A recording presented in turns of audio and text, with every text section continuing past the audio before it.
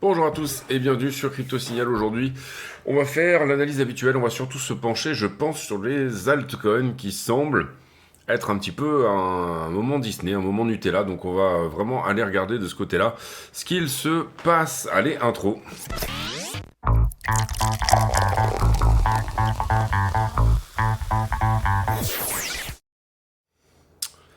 Alors, Bitcoin en 4 heures, nouveau plus bas pour aller chercher 83 et des bananes.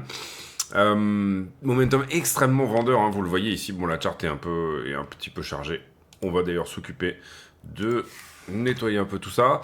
Mais globalement, extrêmement chargé au niveau momentum à la baisse. Très peu, y compris quand on a des petites structures de retournement qui se mettent en place.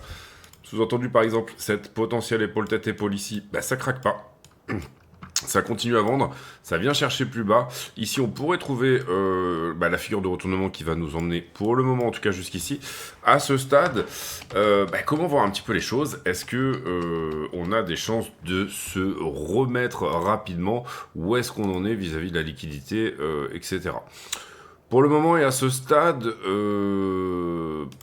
si on venait à casser la distribution du moment, qui en ce moment, c'est la rouge, là, celle que je viens de mettre à l'instant, on s'attendrait à avoir quelque chose d'un petit peu impulsif, et pour le moment, c'est pas le cas.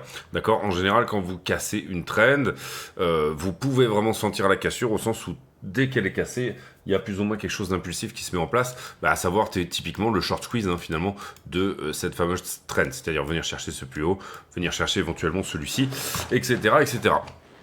Donc pour le moment, je dirais que cette cassure, même si elle est là, qu'elle existe, on va un petit peu la mettre de côté et attendre plutôt qu'il y ait un vrai retest et un vrai squeeze en fait, notamment de cette liquidité à 89 qui est quand même assez chargée. On le verra au moment où on regardera la liquidité. Dans ces cas-là, on vise toujours, nous, la zone des à peu près 93. Qui sera une zone, je pense, retestée à un moment. Maintenant, je peux me tromper, encore une fois, il n'y a aucun problème avec ça.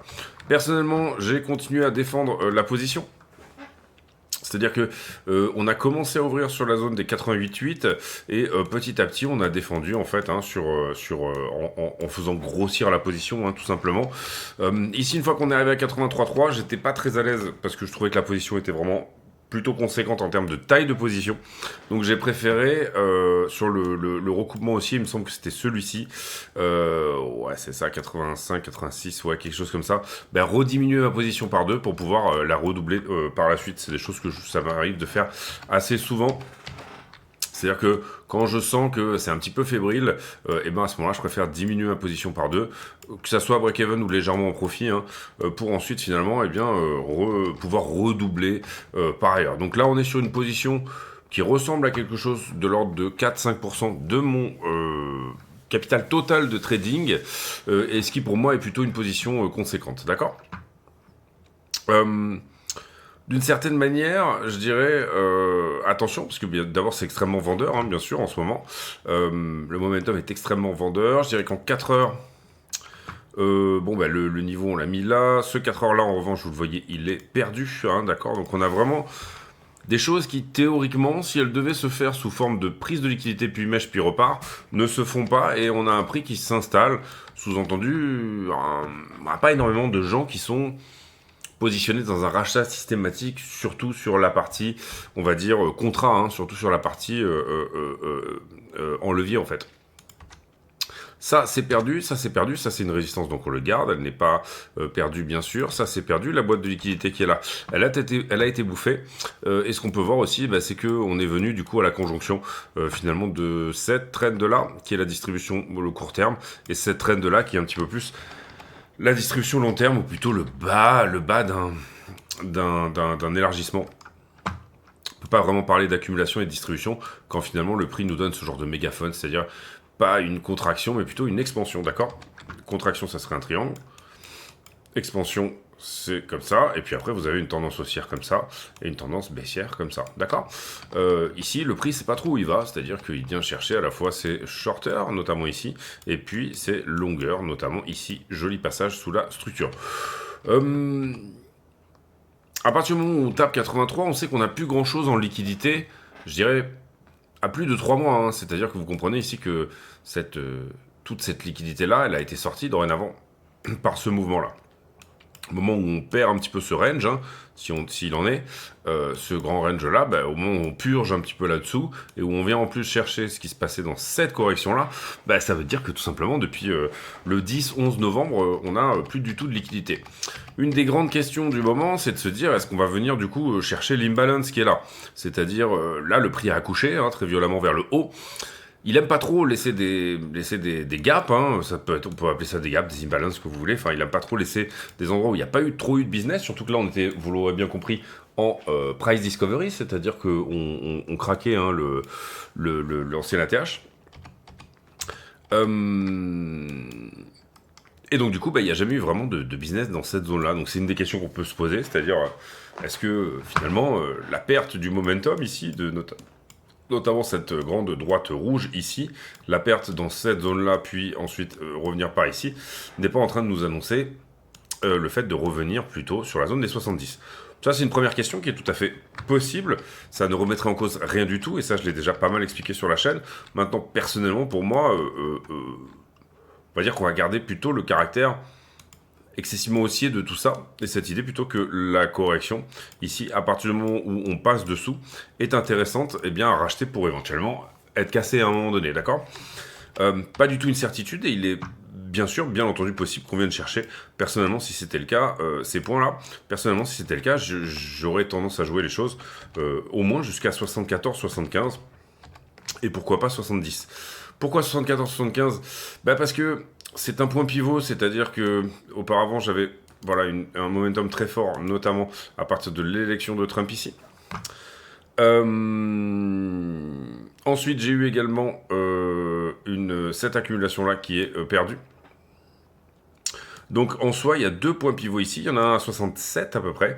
Et puis il y en a un ici sur cette zone-là, au moment où on le perd, qui pourrait, bien entendu, petit à petit, être mis à plat. Donc il y a deux choses à comprendre ici. Potentialité d'aller revisiter la zone des 75, pourquoi pas. J'y crois pas trop. Personnellement, je pense qu'on a trouvé le bottom, mais je pensais déjà que c'était le cas hier. Et du coup, vous le comprenez. Même si je n'aurais pas mis ma main au feu que c'était le cas, et du coup, c'était pas forcément ici extrêmement senti. Ce que je trouve en tout cas, et que je confirme, en tout cas, dès que je fais, dès que je vais regarder un petit peu comment ça se passe, c'est que tout simplement, il n'y a plus de liquidité longueuse, sauf la liquidité court terme, c'est-à-dire que même hier dans cette structure-là, on était un petit peu trop chargé longue, et du coup on vient chercher en dessous, c'est un petit peu ce phénomène d'un couteau qui tombe, c'est-à-dire que là c'est pareil, le sentiment était finalement, oui pas bon certes, oui les gens sont un petit peu à la déprime, mais plutôt bon en fait, et on cherche ici plutôt à rentrer sur ce marché-là, hein. Je parle ici des retail, de ceux qui n'ont pas forcément, de ceux qu'on doit mettre sous l'eau, hein, puisque les institutions, on va dire qu'elles s'en foutent, à partir du moment où elles sont sur des zones relativement intéressantes, elles vont acheter. Et quel que soit le prix, de toute façon, au bout d'un moment, à partir du moment où ils auront absorbé toute l'offre, il n'y aura pas de souci, mais plutôt, des retail, on va dire des retail qui, malheureusement, achètent un peu trop les dips, et du coup, achètent ou long, un petit peu trop les dips, et du coup, c'est ça qui fait que on n'arrive pas à trouver de bottom court terme, on va le voir quand on va aller voir la liquidité. Ensuite, Ether BTC qui est un petit peu dans un moment Nutella lui aussi, enfin c'est assez flagrant. Pourquoi? Parce qu'au contact de cette distribution-là, il s'est plutôt bien repris. Je trouve que ça, c'est plutôt impulsif. Ça a l'air plutôt correctif. Maintenant, ce qu'on veut, c'est qu'il pète pour revenir, je dirais, dans cette zone à peu près des 0,30, ce qui, pour le moment, n'est pas le cas. Si jamais il pète ça, il est peut-être potentiellement en train de péter également la longue distribution, celle qui nous attend depuis longtemps. Et si c'était le cas, à ce moment-là, on aurait une belle tendance haussière devant nous, à savoir typiquement en fait une continuation un petit peu sur Ether BTC de ça. D'accord? Ce genre de tendance haussière, 1, 2, 3, pardon, d'ailleurs, même, on est même plutôt un petit peu sur, donc on oublie celui-ci, pardon, on est plutôt directement même là-dessus. Non, puisque là on passe en dessous, même pas, on est simplement... Ah oui, on en avait parlé aussi également de cette petite montée larvée, là, ici. En termes de structure, on avait dit qu'il y avait des belles chances, parce que là il y avait une accumulation. Ether BTC c'est une paire, hein, ça se trade. Il y avait des belles chances ici de passer éventuellement, venir faire un tour sous la structure et trouver quelque chose sur un support un peu plus court terme, et en l'occurrence, c'était ce qui s'était passé. En tout cas, voilà, pour le moment, j'ai quoi? J'ai ça qui est très impulsif. Hop, on va essayer d'y arriver. Ça, d'accord, impulsion, correction très rapide, impulsion, correction très rapide, impulsion, 1, 2, 3, 4, 5, ok. Et puis, j'ai ça qui est plutôt impulsif, ce recoupement ici, hein. Et derrière, il faudrait pouvoir arriver à casser cette distribution-là.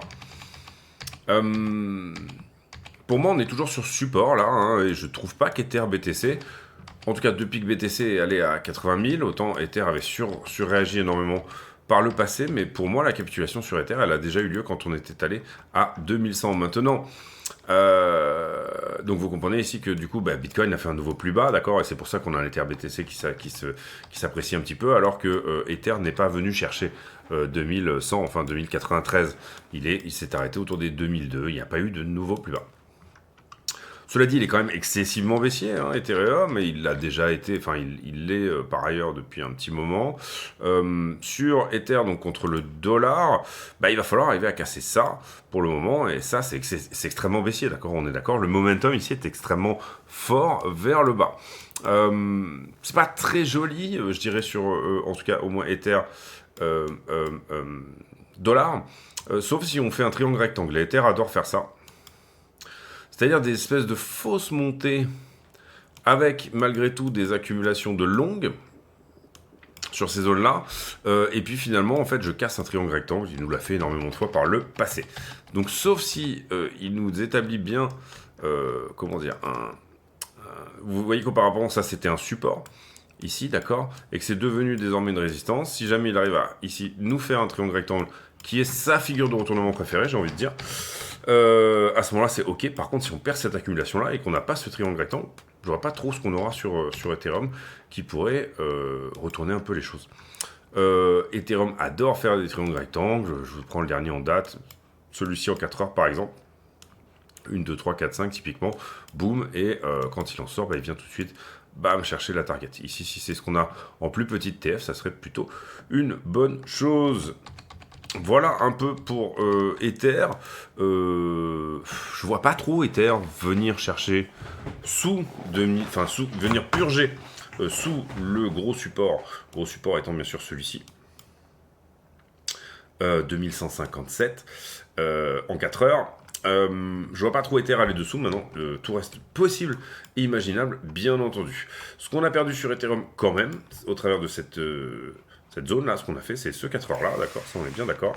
Ici, le 1 heure, c'était un support et c'est désormais devenu une forme de résistance, ici. On a le 15 minutes, donc je pense qu'on peut le dégager, et le 15 minutes qui est ici a été perdu également. Dans la manière de prendre de la liquidité, difficile d'aller trouver... Ah, il y a peut-être un petit quelque chose. Peut-être un petit quelque chose quand même. À peu près par ici. On va aller voir. Là, on est en 4 heures.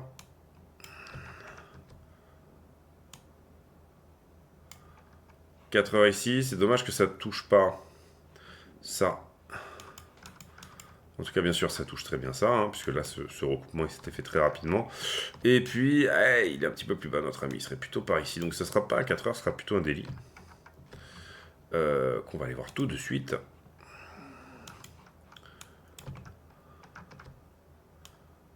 Oui.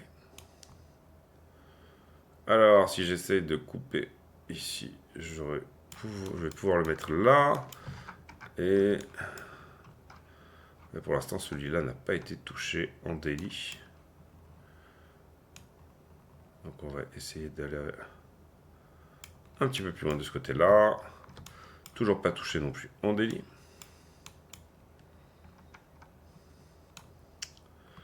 Donc il va falloir ne pas aller chercher trop de choses là-dedans, d'accord. Et du coup se décaler. Donc on peut une nouvelle fois enlever celui-là, mais ça c'est pas grave. Gardez ça. Ici, le dernier closing set fait là. Voilà, c'est à peu près ce qui nous reste ici. En daily, encore une fois. Donc du coup, on le labelle en daily, bien entendu. D'accord. C'est plutôt mignon sur la grosse mèche qui est là. Pour éventuellement tirer un tout petit peu par ici. D'accord. pour aller chercher plus de touchettes également.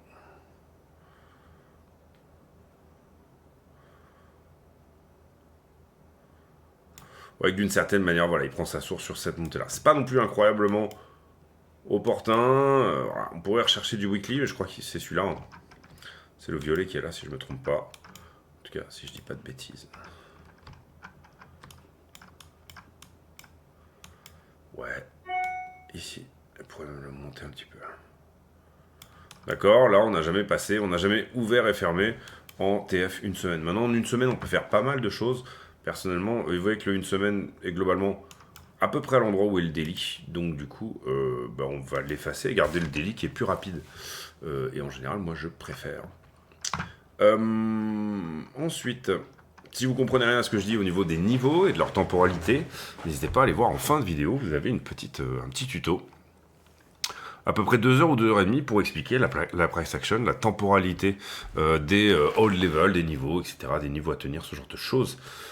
Si ça vous intéresse pas, ça va être difficile de suivre la chaîne parce que il y a quand même beaucoup de choses qui sont basées sur le temps dans notre manière de voir les choses. Pourquoi on se base sur le temps? Parce qu'on se base sur l'idée d'une prise de liquidité. Si vous avez une mèche dans sa time frame, vous avez plus ou moins une imbalance dans sa time frame, vous avez plus ou moins une prise de liquidité dans sa time frame, et c'est là que le trade dans cette time frame là commence à nous intéresser. Hein. Typiquement, par exemple, ce genre de mèche nous intéresse énormément.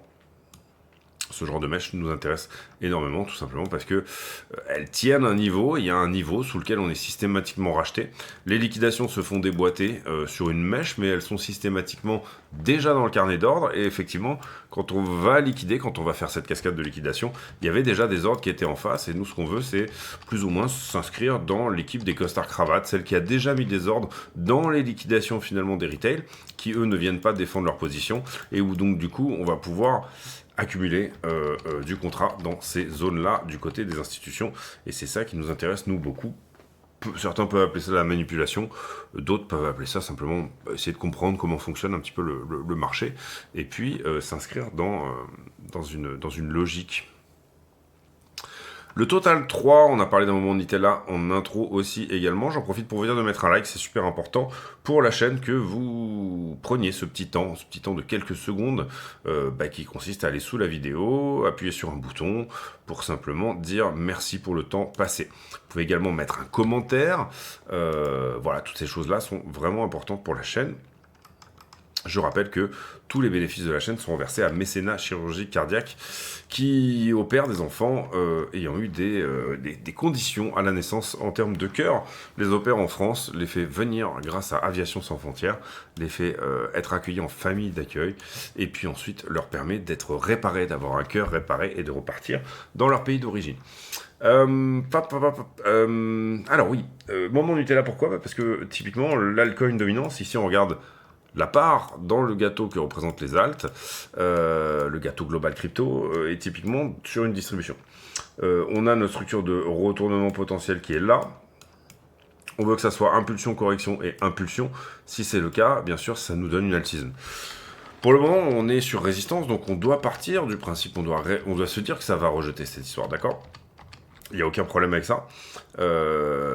C'est-à-dire que on a à la fois, je dirais, un niveau et une trend, d'accord? En général, ce genre de choses rejette. Par contre, si jamais elle passe, quand ça passe, c'est très violent. C'est-à-dire que pour le coup, en quelques jours, on pourrait voir des x2, x3 sur des altcoins.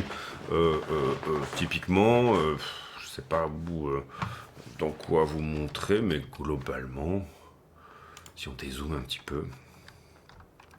Typiquement, ce qu'on a un tout petit peu pu avoir là-dedans, ou si vous étiez positionné sur des altcoins intéressantes, vous auriez vu des jolis pulses également là-dedans, mais surtout, hein, et ça c'est bien sûr le moment où c'était le plus intéressant, toute cette période-là, d'accord, où là, les altcoins faisaient des niveaux incroyablement... des niveaux, des progressions incroyablement incroyables, et ce sur à peine des time frames qui sont de l'ordre de la journée. Donc si on arrive à péter ça et à enfin arriver à avoir quelque chose d'intéressant, oui. On a touché le bas ici de ce canal, pour le moment on se balade comme ça. ça va péter un jour vers le haut ou vers le bas. Si ça pète vers le bas, c'est plutôt mauvais, au sens où ça sous-entend plutôt un retour vers les 12% au niveau de l'alcool dominance. Si ça pète vers le haut, c'est plutôt très bon, au sens où c'est une figure de retournement. Vous aurez ici votre W weekly sur l'alcool dominance, W weekly sur l'alcool dominance, qui veut dire que vous avez des très bonnes chances d'aller autour des 37%. Une des grandes questions ici peut être censée de se dire, là je vais aller chercher quelque chose qui est un peu plus d'historique, en termes d'alcool dominance. Alors elle est pas super bien celle-là. Bon, c'est pas dramatique. Ici, là, et là, voilà, sur le fond, soit on est baissier, soit on est haussier. Hein. C'est-à-dire que ici, là, on regarde plutôt les altes par rapport à BTC, mais est-ce qu'on a cette énorme épaule tête épaule? Alors, elle n'est pas très propre. On va plutôt ici dire que elle est comme ça, d'accord, tac, 1, 2, 3, plutôt moche. Mais voilà, comment vont fonctionner les alts par rapport à Bitcoin? Est-ce que, d'une certaine manière, on peut réfléchir en se disant que, un jour, les alts représenteront plus de 37%, ou moins de 12% de tout ce que... 37%, 12%, de tout ce que représente la crypto. Pour le moment, ça refuse littéralement à 37. On a un support intermédiaire ici qui a plutôt été tenu avant cette purge, c'est-à-dire les 19, et puis on a cette idée du 12. Si on revient à 12, A, B, C, pas très bon pour vos portefeuilles si vous êtes surtout exposé à altcoin, ça vous donnera un peu ce type de scénario. A, B, C, d'accord, A, B, C. En revanche, si jamais c'est pas du tout ça et qu'on est déjà sur un retour aux 37%, ça ira très très bien pour vous si vous êtes exposé sur les alts. Donc c'est un choix à prendre. Globalement, vous êtes à peu près au milieu de ce choix cornélien. C'est-à-dire que à partir du moment où j'estime que vous rentrez plutôt sur les parties basses, ici, d'accord, vous prenez un risque relativement minimal, un petit peu comme si vous étiez rentré ici quand même sur les parties basses. Qu'est-ce que ça veut dire? Je sais pas, j'achète du NIR à... Je n'ai pas souvenir de ceux qu'on les pris, mais bon, voilà, pour prendre un exemple, personnellement, moi j'ai pris hier un petit peu de Undo Finance et de... ChainGPT, CGPT et Undo. J'estime que je les ai à un bon prix là, et y compris s'ils viennent à faire une division par deux, je pense que c'est des assets RWA et AI. Alors AI, j'y crois un petit peu moins. Pourquoi j'ai pris du ChainGPT? C'est plus du court terme, et c'est plus par rapport aux earnings de Nvidia qui avait lieu hier. Donc c'est du plutôt court terme sur ChainGPT. Je crois un petit peu moins à l'IA pour, on va dire, du long terme, d'accord? Je pense qu'il y a une petite bulle IA. Ensuite, il y aura des bons projets qui vont en ressortir. L'idée étant de rester sur les bons projets ou de les avoir déjà bien capitalisés en amont.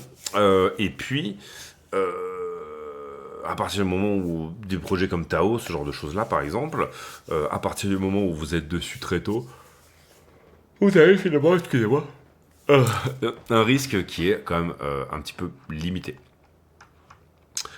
Mais on peut pas rentrer sur tout, et je pense qu'il y aura d'abord une bulle, ensuite une purge, et ensuite effectivement des projets qui seront viables et excessivement rentables. Il faut bien comprendre que aussi également, à mon avis, et ça reste mon avis, hein, ça n'engage que moi, mais l'intelligence artificielle ne peut pas se faire sans crypto. Et la crypto ne peut pas se faire sans intelligence artificielle. Il y a quelque chose ici qui est très lié. J'entends par là que si les machines doivent discuter entre elles, machine learning, etc., toutes ces choses-là, mais également si elles doivent pouvoir se payer également. Voilà, c'est cette idée un petit peu aussi qui rejoint le RWA, les oracles, l'Internet of Things, toutes ces choses-là. Il y a quand même cette idée derrière que il y a une forme d'économie qui va se faire d'elle-même sans intervention humaine, et que cette économie-là devra se payer par le code. Et je ne pense pas que ça puisse passer sans la crypto. En tout cas, ça reste mon avis. Donc, il y aura les bons projets IA, en tout cas, seront extrêmement rémunérés. L'IA va très certainement révolutionner notre planète en termes de productivité. En tout cas, c'est tout ce que je nous souhaite. Allez, on y va pour le Fonda. 88K hier, 80K aujourd'hui. Nvidia qui a publié hier, on va en parler tout à l'heure. 4% du monde qui détient du Bitcoin, a priori. En Roumanie, grosse base OTAN qui est prévue, et on voit l'arrestation de Georgescu hier. Voilà, on pourra en parler pendant des heures de ça, mais c'est pour moi je trouve relativement scandaleux, assez marrant, je trouve en ce moment, en tout cas c'est mon avis, encore une fois, mais que on nous dise que les États-Unis sont une dictature et que nous on est le Graal de la sainte démocratie, alors que on est voilà, typiquement en train de spolier des gens. Je suis pas forcément d'accord avec toutes les idées de Georgescu, mais je trouve qu'il a le droit de parler. On n'a pas à mettre ces gens-là en prison juste parce qu'ils ont tel ou tel avis. Ou voilà, ici c'est pour des appels à la haine, de l'extrémisme, des choses comme ça.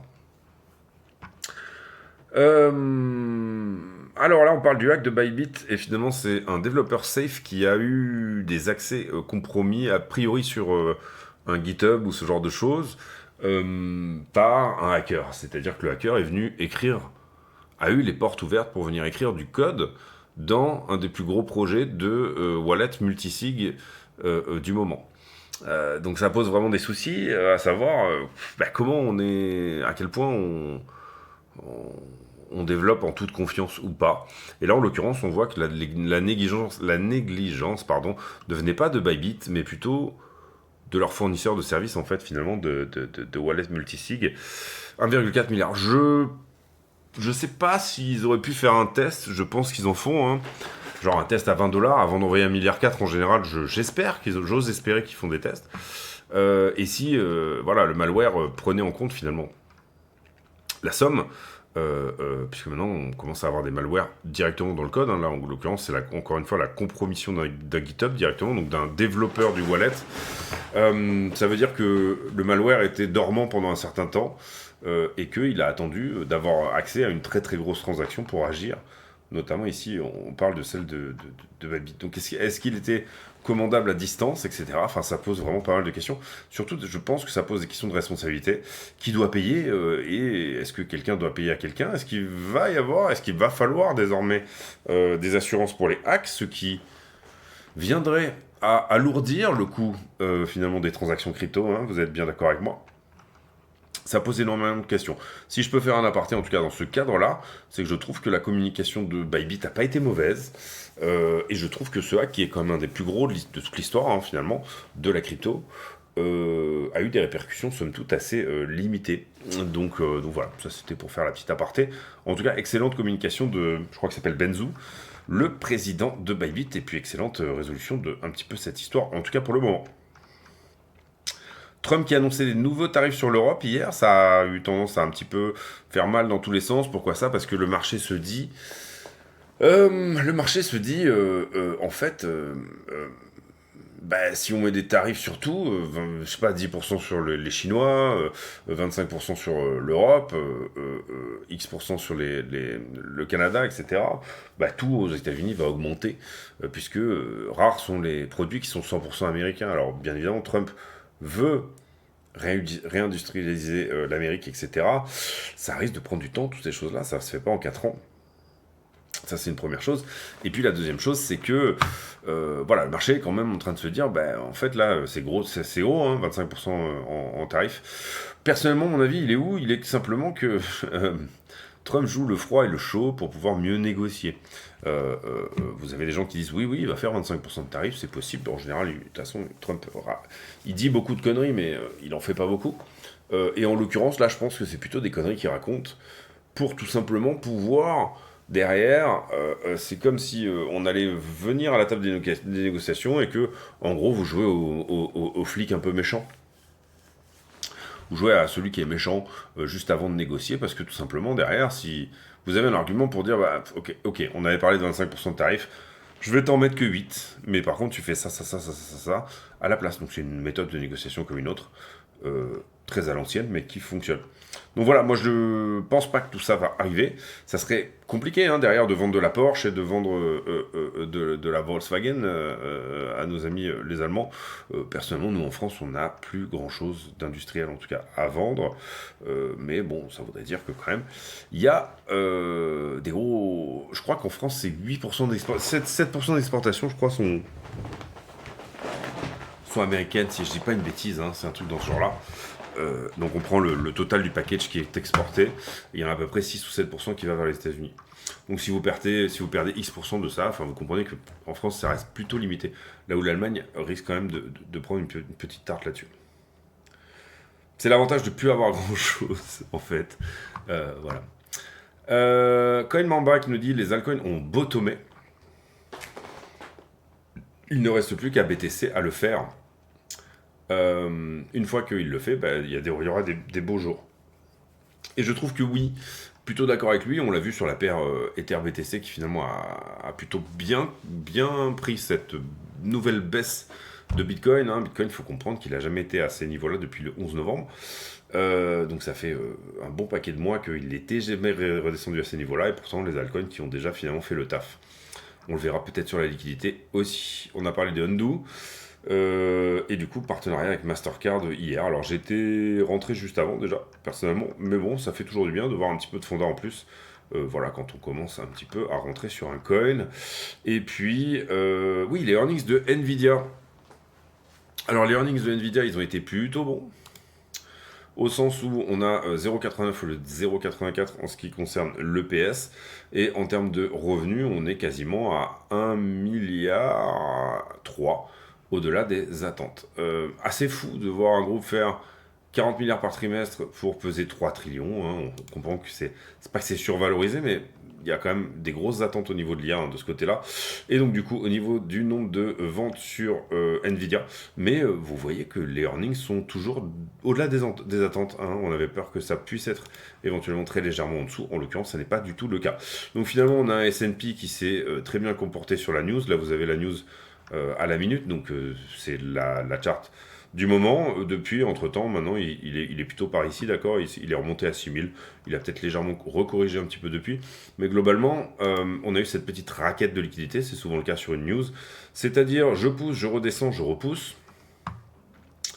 pour finalement sortir les longueurs, bien sûr, retardataires.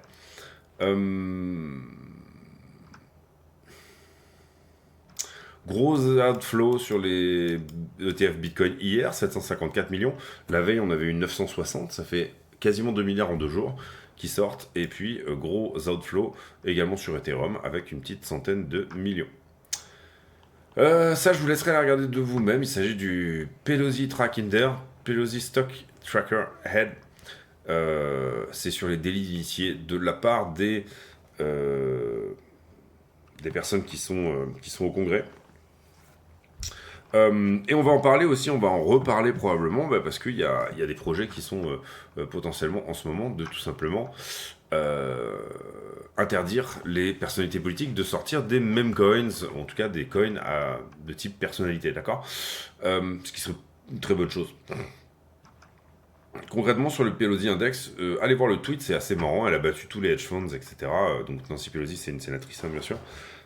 Et avec 250 000, elle gagne 250 000 $ par an, mais sa fortune s'élève à 260 millions.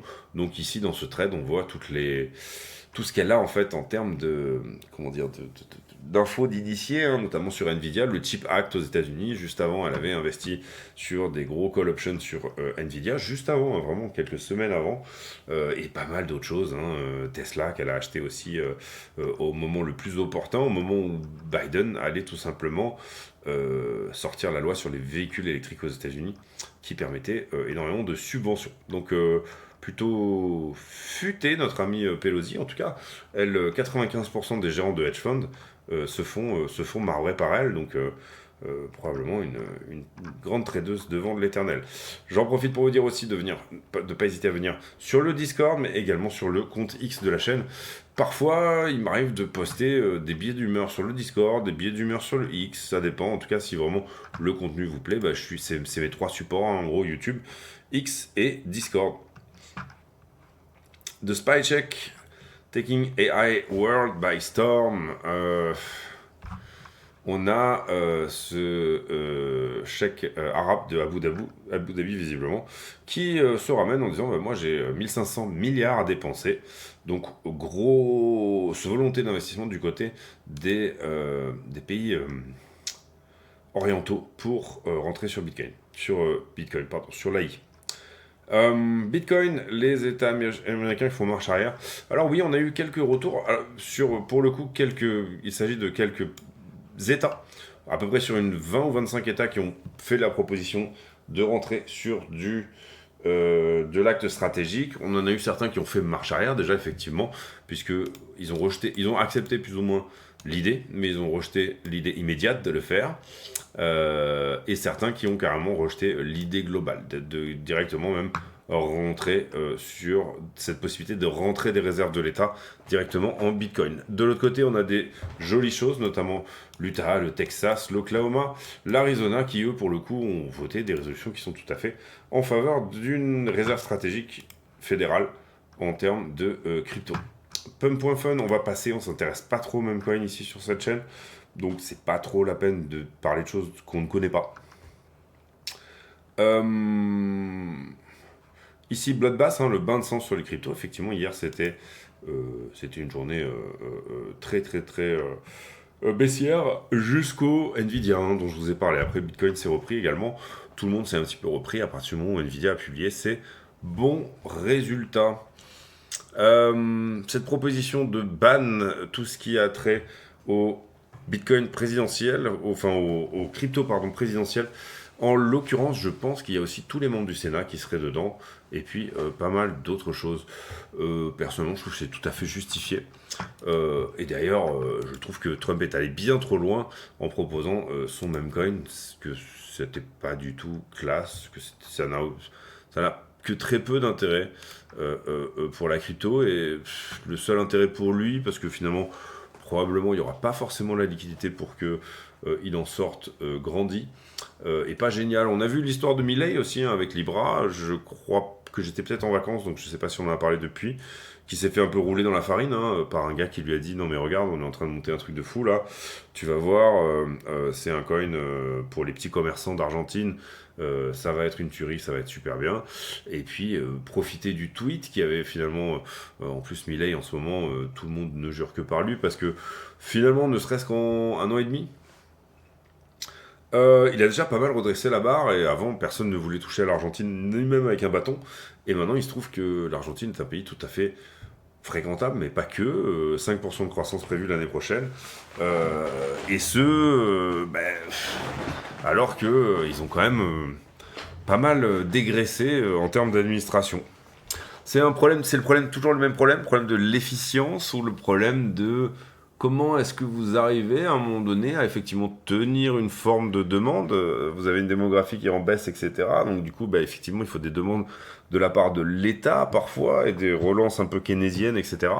Et puis ensuite, finalement, vous vous retrouvez avec des apparatchiks qui sont bien trop gros, une bureaucratie qui est bien trop grosse, qui sait même pas pourquoi elle est censée bosser, qui sait même pas où elle va, et c'est plus ou moins ce que sont en train d'essayer aussi de gérer finalement les Américains, c'est-à-dire que quand vous avez une trop grosse machine, et vous avez des gens qui se cachent un petit peu derrière les murs, dans les bureaux, etc., et une efficience qui est vraiment éclatée au sol.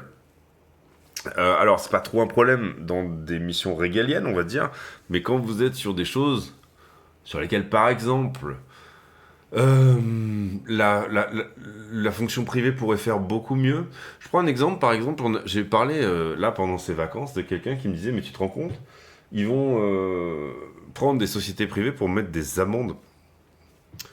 Ben, je sais pas, est-ce que c'est vraiment une mauvaise chose que nos flics puissent faire autre chose, être plutôt dans d'autres missions, je dirais, qui coûtent éventuellement moins cher, qui soient pas dans cette charge de travail qui finalement pourrait très bien incomber à une boîte, quoi. Enfin, je vois pas en quoi certifier que telle ou telle voiture est plus ou moins mal garée, etc. À partir du moment où vous avez la photo, vous avez le truc, vous avez la plaque, ça reste assez factuel finalement. C'est ce qu'on appelait à un moment donné les contractuels aussi, qui n'étaient pas forcément même directement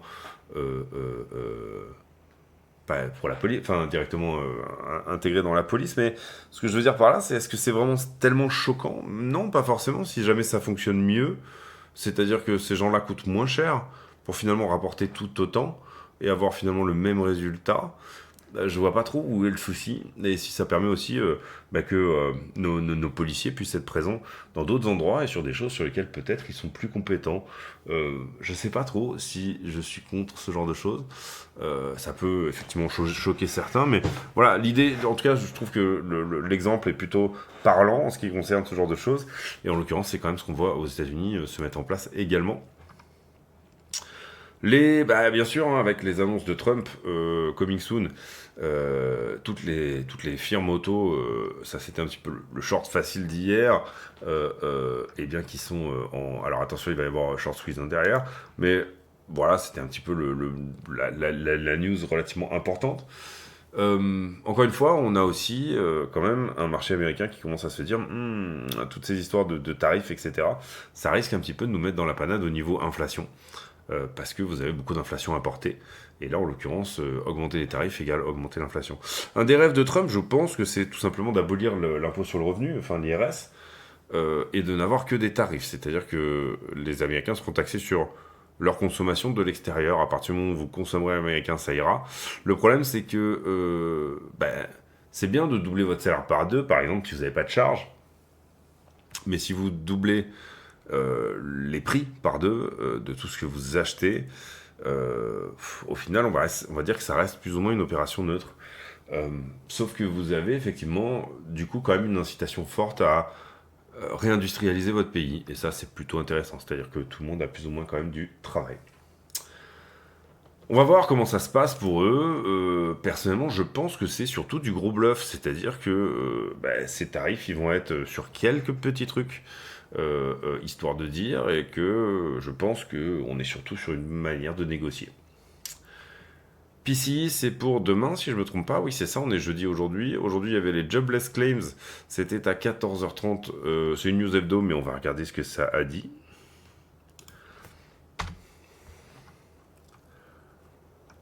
« 242 000 pour un forecast qui était de 225. Un peu plus de demandes au chômage que prévu. Donc, ça veut dire que le marché du travail se calme un petit peu aux États-Unis. C'est pas une trop mauvaise chose. 3 mars.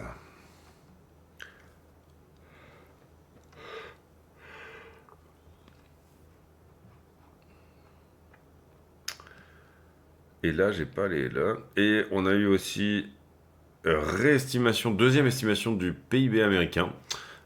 Et on est à toujours 2,3, hein, c'est-à-dire à plus ou moins ce qui était prévu de base. Donc on reste dans les estimations ici de ce côté-là. Et encore une fois, le consensus était à 221, précédent était à 220. On a une très légère augmentation du nombre de chômeurs, ce qui est plutôt bon pour le marché, au sens où on veut éviter que le marché de l'emploi ne surchauffe. Les liquidations, 693 millions, c'est beaucoup sur la journée d'hier. Principalement du long, vous le voyez ici, avec 537 millions. Ne serait-ce que sur BTC, sur ces 696 millions, vous avez 500 millions sur BTC. Ça vous montre à quel point, et ça revient un petit peu dans cette idée, que les alts ont finalement pas bougé, alors que BTC bougeait vers le bas. D'accord ? Puisque la plupart des liquidations, notamment ici, voilà, la plupart des liquidations qui étaient là, se sont faites finalement sur BTC. Donc, on a quand même cette forme de résilience de la part des altcoins, j'en parlais tout à l'heure, qui veut dire, moi, excuse-moi, j'ai plus rien à corriger, j'ai plus de vendeurs en fait en face, j'ai plus personne qui est en panique, sous l'eau, en train de dire, j'avais mis mon stop loss et où je sors de tel ou tel altcoin, tout simplement parce que les altcoins se sont pris une énorme branlée. Carnet d'ordre, j'ai quelques ordres ici en dessous, de 82 à 75 qui se sont faxés. Quelques ordres ont été touchés, quelques-uns sont ravisés là, on avait quand même eu quelques ordres encore ici. Voilà, c'est pas non plus incroyable. J'ai quelques petits ordres aussi sur le spot qui se sont rajoutés à la vente sur la zone des 95 à 96. Et ça, c'est plutôt intéressant. Les marchés en levier, on a pris ces deux niveaux-là, et très largement. Derrière, comment ça s'est goupillé ? Ici, vous voyez que j'ai un prix qui est de côté, un funding qui est de côté, ça c'est normal. Ici, j'ai énormément de diminution du prix, alors que finalement, le funding est à l'augmentation, ça veut dire que j'avais du long qui était rentré sur ce mouvement. Long qu'on est derrière venu chercher tout simplement en faisant ça. Globalement, j'ai pas vraiment de short au-dessus de ce niveau-là.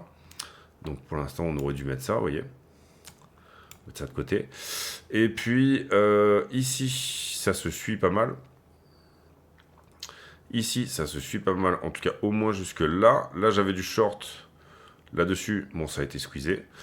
Et derrière, j'ai un prix qui augmente et un funding qui n'augmente pas. Donc ça veut dire que ici, j'ai du short sur le niveau des 87, 88. D'accord? Plutôt 87 d'ailleurs. Voilà, ici, non, on continue. Alors, c'est d'autant plus vrai que on fait un petit tour dans le funding négatif, ici. Donc ça, c'est pas mal. Vous le voyez ici, le funding est devenu négatif, ça veut dire que j'ai quand même une bonne partie du marché qui short. A l'inverse, attention, puisque là, on a du long sous la structure, ici. Pourquoi? J'ai un prix qui descend, un funding qui est à l'augmentation, ça n'est pas normal, c'est une divergence qui veut dire qu'on a beaucoup de longueur sur ce mouvement à la baisse. Donc, attention à ça, on va dire que le support il serait plutôt autour des 84. Mais attention à ça, c'est typiquement la même chose que ce qu'on voyait plus ou moins ici. D'accord? Donc même si j'ai un recoupement haussier, bah, il ne va pas chercher. Pourquoi? Parce que tout le monde essaie de longuer ce marché au final. iBlock, on va regarder d'abord ça. D'abord le refresh, notre ami iBlock. Hop. Alors effectivement un peu de longue sous la structure, mais c'est pas foufou du côté de iBlock. En tout cas, lui ne voit pas quelque chose de fou. Et en termes de poche de liquidité, c'est 89, hein, clairement, la poche de liquidité. Et on en a une autre qui visiblement a été très shorteuse, autour des 95. Pour le moment, bien sûr, ces zones sont très gagnantes, hein. Aucun problème avec ça. Il y en a probablement une partie qui a pris profit. Ici, on va revenir sur la 7 jours. Chez nos amis de iBlock, toujours. 7 jours, elle est complètement nettoyée. Vous voyez qu'à force de se pavaner dans cette zone, déjà on vient chercher la petite liquidité intermédiaire qu'on voit ici en 12 heures. On commence un petit peu à forcer la liquidité autour des 81. Typiquement un petit peu comme ce qu'on avait fait, on est venu chercher là ici de la liquidité, et c'est ce que je vous expliquais tout à l'heure. On a tellement de gens qui sont rentrés longues ici, y compris sur ce recoupement haussier, que finalement on est venu chercher cette liquidité là, parce qu'elle est là, elle est gratuite, le mouvement, le momentum est très baissier, donc pourquoi s'en priver? Il suffit d'arrêter d'acheter pour ceux qui avaient pris tout simplement les achats dans ces zones là. À partir du moment où vous arrêtez d'acheter, vous savez qu'il y a une poche plus bas et que vous allez pouvoir revenir et redéfendre, retourner dans cette zone pour avoir une très belle zone d'entrée. Là, le risque, c'est que, vous l'avez vu dernièrement, on est en train de descendre là-dedans, mais pourtant j'ai un funding qui augmente. Ça me dit qu'effectivement, on est en train de forcer désormais cette zone de 83 000 globalement. Grosse liquidité à 90 que pour le moment on ne veut pas aller chercher.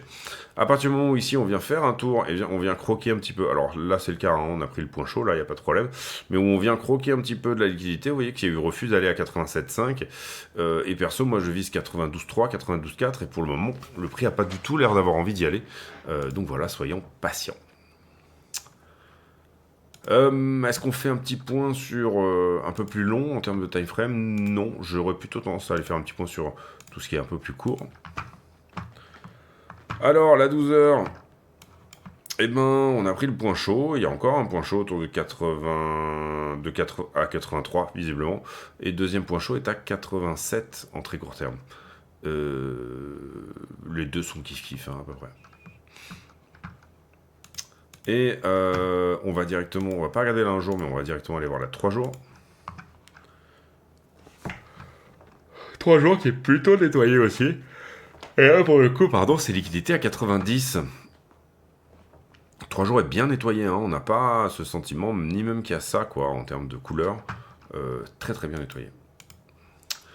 Donc globalement, j'ai une semaine qui est plutôt bien nettoyée, une 3 jours qui est nettoyée, une 12 heures qui est pas loin de l'être. Je vois pas tellement de raisons, sauf à être dans le panic sell. Et c'est une question qu'on pose souvent quand on est en bull run, c'est est-ce qu'on est dans un marché de FOMO ou de liquidité? Quand on voit des très forts mouvements ici, haussiers, c'est une question que je pose souvent et qui doit être posée régulièrement. FOMO ou liquidité? Pour moi, à aucun moment dans ce bull run, on a eu un marché de FOMO, sauf à un moment, et c'était effectivement quand il y a eu les grandes infos sur les ETF. et quand il y a eu les grandes infos aussi sur Trump. C'était les deux gros moments où on va dire on est passé dans de la FOMO, c'est-à-dire qu'on a laissé de la liquidité gagner, et finalement jusqu'à ce qu'elle puisse, donc ça c'est un marché de FOMO, jusqu'à ce qu'elle puisse prendre ses profits. C'est-à-dire, en l'occurrence ici, 36 200, toute cette zone-là, il y a beaucoup de liquidités qui a gagné, parce que maintenant on sait que il y a plus, si on y va, c'est pas un intérêt incroyable d'y aller, puisqu'on est dans un funding qui est totalement neutre.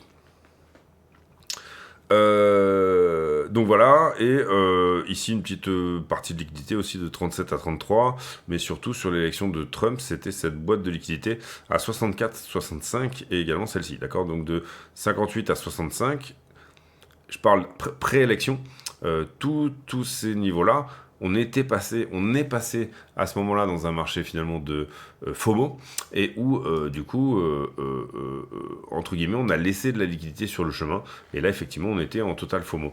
Pour le moment, vous voyez qu'on est revenu totalement dans un marché de liquidité, c'est le propre d'une consolidation aussi, mais c'est également intéressant de voir que, pardon, excusez-moi, décidément, à la baisse, une des grandes questions, c'est est-ce qu'on est dans un marché de panic sell ou de liquidité? Et ça, c'est la question à l'inverse qu'on peut se poser. Panic sell, assez souvent, ça reste quand même des débuts de bear market, d'accord? Et ou des débuts de correction extrêmement symptomatiques, parce que le monde a les fesses qui font bravo, et donc du coup, parfois, ça vend un petit peu à perte sans trop réfléchir. Donc, panic sell ou liquidité, FOMO, liquidité. Panic sell, c'est plutôt dans l'autre sens, bien sûr, que FOMO. Mais panic sell ou liquidité, ça nous dirait aussi que ici, si jamais on continue à vendre, on rentre peut-être dans ce type de marché de panic sell. Parce qu'en termes de liquidité, je vous le dis tout de suite, on n'a plus grand-chose. D'accord? Il n'y a plus grand-chose. C'est-à-dire que vous pouvez penser, en regardant la 2 ans, qu'il reste du monde à venir chercher en bas ici. Mais en fait, comme le funding est négatif, et on a encore fait un tour dans le funding négatif cet après-midi, il faut comprendre qu'il y a autant de choses là que de choses là. Donc, on serait vraiment... Ça serait pas très fin. Ça coûte excessivement cher d'aller chercher ici, par exemple, cette petite boîte de liquidité. Alors, autant... Celle-ci est à peu près du même acabit, hein, et autant tout va dépendre également de la liquidité fraîche, et on voit que pour le moment, sur les leviers en tout cas, on n'est pas dans du panic sell, mais on est plutôt dans de la, pour le coup, FOMO, cette nécessité impérieuse de buy le dip, qui parfois nous emmène en fait à mettre ces gens-là sous l'eau, ceux qui buy à tout prix, d'accord, ceux qui rentrent à tout prix et qui FOMO à tout prix en se disant au moins je chope le bottom, comme ça j'aurai un super trade en levier, j'aurai un super trade de position. Alors bien sûr c'est notre cas, il n'y a aucun problème avec ça aussi également, c'est ce qu'on cherche à avoir, mais on cherche à le faire quand tout le monde est complètement fatigué. Et là en l'occurrence il n'y a pas d'acheteurs fatigués, je trouve, en tout cas j'ai pas l'impression. Puisque à chaque fois, et je pensais que c'était le cas hier, quand on a fait ce petit tour ici dans le négatif, mais vous voyez que cette remontée du funding, en même temps que le prix est à la diminution, nous fait nous dire, attention, à chaque dip, en fait, finalement, on a pas mal de monde qui veut tout simplement acheter ce fameux dip et être dans le train. Donc voilà mon avis. Si jamais vous voulez mon avis court terme, on va le faire sur Bitcoin et on va le faire sur la toute petite structure. Comme ça au moins la vidéo sera extrêmement complète. Eh bien pour moi la manière dont on est monté, j'aime pas trop. Ça manquait un peu je trouve d'impulsivité. Alors je peux me tromper hein, bien sûr. Aucun problème avec le fait de me tromper. Mais voilà, j'irais plutôt dans le sens de... vous avez cette espèce de biseau là. Comme ça, d'accord. Et là, on vient de le perdre. Donc, du coup, on revient en vague 2 ou en bas. Donc, retour plutôt 83, 84 ou 82 400. Si ça se reprend avant, c'est qu'en fait, finalement...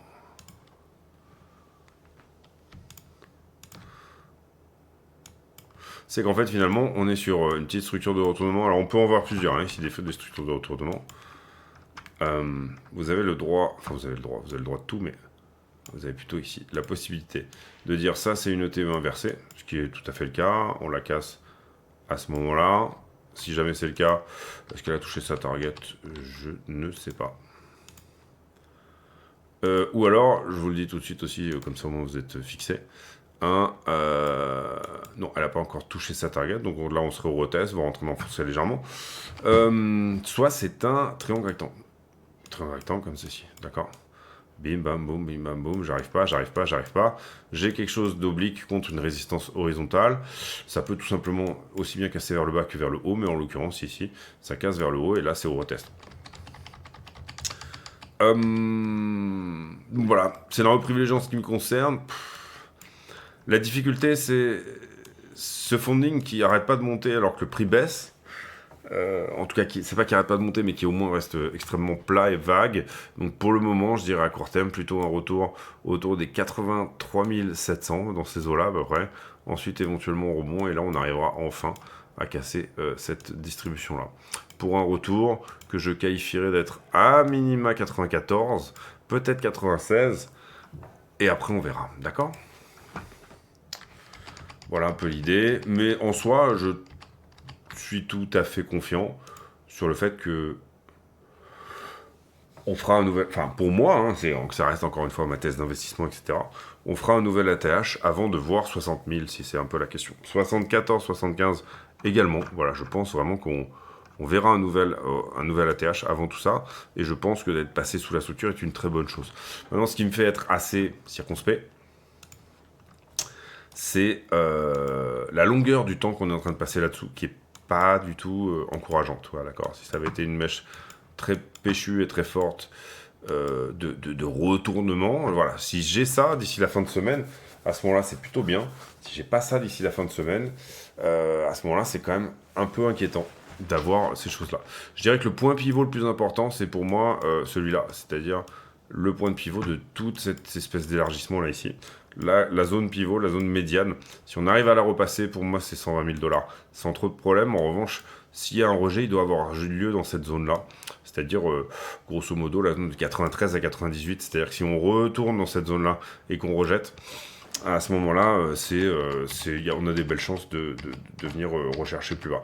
Mais voilà, dans l'immédiat, étant donné qu'on a extrêmement bien corrigé, on va dire que très court terme, je suis très légèrement baissier, autour des 84, quelque chose comme ça.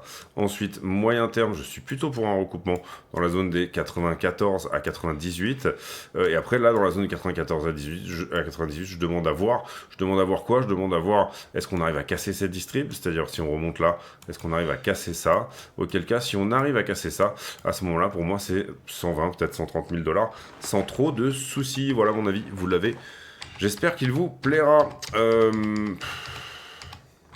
J'ai pour habitude en fin de vidéo de poser une question à la con, c'est-à-dire une question qui n'a rien à voir avec le prix du Bitcoin, mais qui nous permet de converser de choses et d'autres. En l'occurrence, la question du jour, quelle sera-t-elle ? Allez, elle sera... Tiens, votre boisson sucrée préférée. Quelle est votre boisson sucrée préférée ? Personnellement, moi j'aime beaucoup le Liptonic, j'en bois pas très souvent, mais quand je dois m'acheter une petite canette ou un petit truc comme ça à la boulange, quand j'ai envie d'un petit peu de sucre, je me prends un petit Liptonic. Allez, on se retrouve demain pour une nouvelle vidéo. D'ici là, portez-vous bien. Ciao, ciao.